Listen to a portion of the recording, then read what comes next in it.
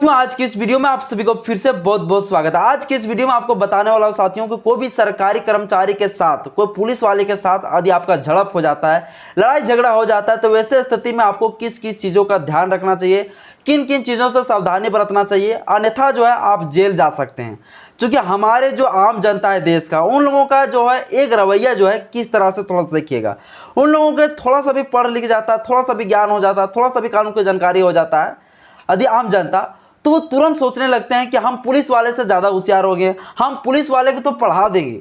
इस तरह से जो है थोड़ा सोचने लगते हैं, हम जो वो सरकारी लोक सेवक से ज़्यादा ज्ञानी व्यक्ति हैं, ये समझ लेते हैं। और ये समझ के कारण जो है वो पुलिस वाले से पंगा ले लेते हैं, सरकारी कर्मचारी वाले से लड़ जाते हैं। और ऐसे में जो है पुलिस वाले जो उसके ऊपर लगा देता है 353 और 332 की धारा, और इसके तहत उस व्यक्ति को जो है जेल में जाना पड़ता है।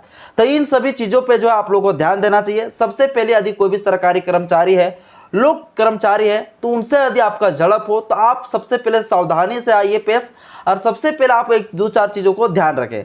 जिस तरह मान लीजिए आप जा रहे हैं सड़क की ओर, तो सड़क में जाते समय ट्रैफिक पुलिस वाला आपको रोकता है, और रोकने के बाद जो अगर गाड़ी की चाबी खींच लेता है तो समझ लीजिए वो मोटर व्हीकल एक्ट का जो है विरोध है, यानी कि मोटर व्हीकल एक्ट के कानून को वो तोड़ता है।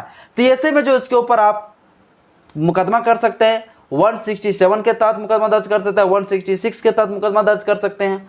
यदि पुलिस वाला यदि आपको मारता है तो वैसे तहत में 323, 300 अगर ज़्यादा जोर से मारता है तो 325 के तहत मुकदमा दर्ज कर सकते हैं।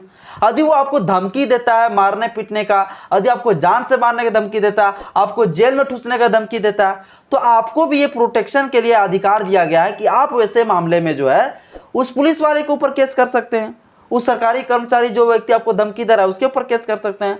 लेकिन इतना यदि आप कर सकते हैं तो पुलिस वाले को यदि आप गाली दीजिएगा, पुलिस वाले को आप मारिएगा, तो पुलिस वाले को भी तो राइट है।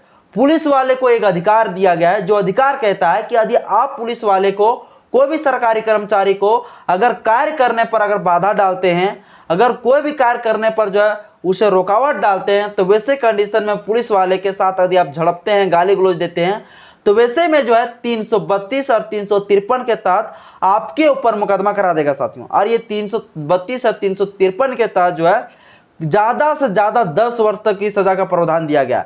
अगर आप पुलिस वाले से, कोई भी सरकारी कर्मचारी से हाथापाई कर देते हैं, मारपीट कर देते हैं, तो समझ लीजिए आपको जो है 10 साल की सज़ा काटना पड़ेगा।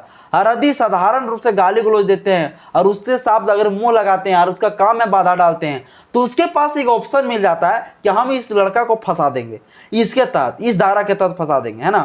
तो ये पुलिस वाले भी बहुत ज़्यादा होशियार होता है, सरकारी लोक सेवक वाले भी बहुत होशियार होता है। जिस तरह आप सोचते हैं कि हम होशियार है, उस तरह बगल वाले भी व्यक्ति सोचता है कि हम भी होशियार है, हम किसी से कम नहीं। और यदि इस तरह से करते हैं और करने के बाद यदि आप फंस जाते हैं, तो फिर वही हो जाएगा, चिड़िया चुग गई खेत में, तो फिर क्या होने वाला है, यानी कि जेल आप चली जाइएगा। इसीलिए आप लोग सावधानी रखें, जब भी कोई भी सरकारी कर्मचारी से बात करें तो आप जो पूरी तरह से दिमाग को खुला रखें और दिमाग से बात करें, और ज़्यादा आवेश में ना आवे, क्योंकि उस व्यक्ति को जो है, उस सरकारी लोक सेवक को जो है एक मौका मिल जाएगा आपको फंसाने का। तो ऐसे में आप ध्यान बिल्कुल रखें कि उस व्यक्ति, सरकारी कर्मचारी से आप जिससे भी बात कर रहे हैं, थोड़ा सा ढंग से बात करें, अच्छा से बात करें। वो अगर आवेश में आ रहा है तो उसको आने दीजिए, जितना वो आवेश में आएंगे वो उतना फंसते चले जाएंगे, वो उतना ही ज़्यादा उस जाल में फंसते चले जाएंगे। वो अगर सरकारी लोक सेवक आपको गाली देता है, पुलिस वाला आपको गाली देता है, तो देने दीजिए, आप रिकॉर्डिंग करिए उन चीज़ों का। लेकिन जब पुलिस वाले रिकॉर्डिंग कर रहा है तो वैसे समय आप बिल्कुल शांत रहें, और यदि रिकॉर्डिंग ना भी कर रहे हैं तो भी जो है आप पुलिस वाले से बच के रहें, वरना वो पुलिस वाला पुलिस वाले की होता है, सरकारी लोक सेवक सरकारी लोक सेवक का ही होता है। इसलिए जो वैसे स्थिति में थोड़ा सा सावधान रहें। यदि प्लस पुलिस वाला, यदि सरकारी लोक सेवक अगर गलती करता है तो उनको करने दीजिए, और वो आपको उस चीज़ का मौका लीजिए, और पुलिस वाले के ऊपर केस करिए। चाहे कोई भी सरकारी लोक सेवक है उनके ऊपर भी केस करिए साथियों, क्योंकि केस करने पर ही जो है ये फलना व्यक्ति जो है, जो सरकारी लोक सेवक जो कर्मचारी, तभी वो डरेंगे। क्योंकि हमारे लोग जो होता है, पुलिस वाला मारपीट देता है, भाई सरकारी कर्मचारी कोई भी ये धमकी देता है, तो भी हमारे लोग जो है उसके ऊपर केस नहीं करता है। तो केस करना चाहिए, सबसे पहले उसके ऊपर FIR करना चाहिए। इन सभी को इस चीज़ों के बारे में ध्यान रखना चाहिए।